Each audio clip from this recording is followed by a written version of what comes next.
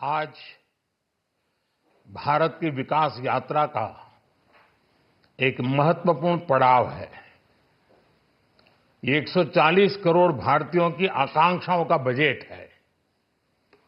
ये हर भारतीय के सपनों को पूरा करने वाला बजट है। हमने कई सेक्टर्स युवाओं के लिए खोल दिए हैं। सामान्य नागरिक विकसित भारत के मिशन को ड्राइव करने वाला है। ये बजट एक फोर्स मल्टीप्लायर है। ये बजट सेविंग्स को बढ़ाएगा, इन्वेस्टमेंट को बढ़ाएगा, कंजम्पशन को बढ़ाएगा और ग्रोथ को भी तेजी से बढ़ाएगा। मैं वित्त मंत्री निर्मला सीतारमण जी और उनकी पूरी टीम को इस जनता जनार्दन का बजट, पीपल्स का बजट, इसके लिए बहुत बहुत बधाई देता हूं।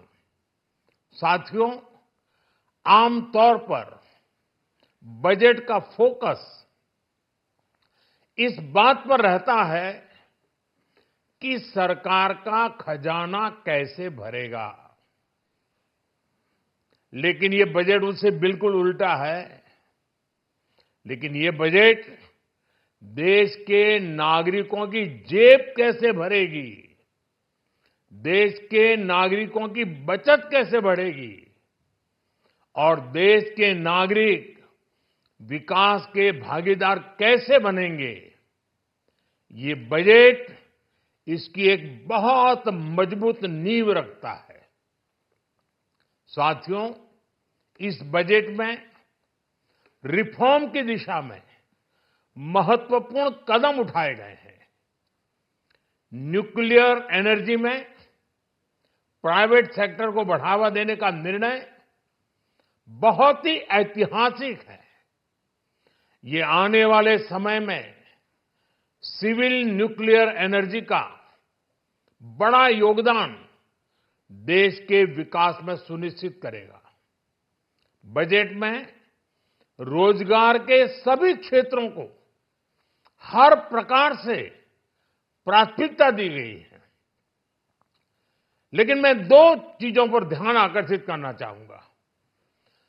उन रिफॉर्म्स की मैं चर्चा करना चाहूंगा जो आने वाले समय में बहुत बड़ा परिवर्तन लाने वाले हैं। एक, इंफ्रास्ट्रक्चर स्टेटस देने के कारण भारत में बड़े शिप्स के निर्माण को बढ़ावा मिलेगा। आत्मनिर्भर भारत अभियान को गति मिलेगी और हम सब जानते हैं कि शिप बिल्डिंग ये सर्वाधिक रोजगार देने वाला क्षेत्र है। उसी प्रकार से देश में टूरिज्म के लिए बहुत संभावना है। महत्वपूर्ण 50 टूरिस्ट डेस्टिनेशन, वहां पर जो होटल्स बनाएंगे, उस होटल को पहली बार इंफ्रास्ट्रक्चर के दायरे में लाकर टूरिज्म पर बहुत बल दिया है। इससे हॉस्पिटैलिटी सेक्टर को, जो रोजगार का बहुत बड़ा क्षेत्र है, और टूरिज्म जो रोजगार का सबसे बड़ा क्षेत्र है, एक प्रकार से चारों तरफ रोजगार के अवसर पैदा करने वाला एक क्षेत्र को ऊर्जा देने वाला काम करेगा। आज देश विकास भी, विरासत भी इस मंत्र को लेकर चल रहा है। इस बजट में भी इसके लिए भी बहुत महत्वपूर्ण और ठोस कदम उठाए गए हैं। 1 करोड़ पांडुलिपियों के लिए संरक्षण के लिए, मैन्युस्क्रिप्ट के लिए ज्ञान भारतम मिशन लॉन्च किया गया है। साथ ही भारतीय ज्ञान परंपरा से प्रेरित एक नेशनल डिजिटल रिपोजिटरी बनाई जाएगी, यानी टेक्नोलॉजी का भरपूर उपयोग किया जाएगा और हमारा जो परंपरागत ज्ञान है उसमें से अमृत निचोड़ने का भी काम होगा। साथियों, बजट में किसानों के लिए जो घोषणा हुई है वो कृषि क्षेत्र और समूची ग्रामीण अर्थव्यवस्था में नई क्रांति का आधार बनेगी। पीएम धन धान्य कृषि योजना के तहत 100 जिलों में सिंचाई और इंफ्रास्ट्रक्चर का डेवलपमेंट होगा। किसान क्रेडिट कार्ड की लिमिट 5 लाख तक होने से उन्हें ज्यादा मदद मिलेगी। साथियों, अब इस बजट में 12 लाख रुपए तक की आय को टैक्स से मुक्त कर दिया गया है। सभी आय वर्ग के लोगों के लिए टैक्स में भी कमी की गई है। इसका बहुत बड़ा फायदा हमारे मिडिल क्लास को, नौकरी पेशे करने वाले जिनकी आय बंधी हुई है ऐसे लोगों को, मिडिल क्लास को इससे बहुत बड़ा लाभ होने वाला है। उसी प्रकार से जो नए नए प्रोफेशन में आए हैं, जिनको नए नए जॉब मिले हैं, इनकम टैक्स की ये मुक्ति उनके लिए एक बहुत बड़ा अवसर बन जाएगी।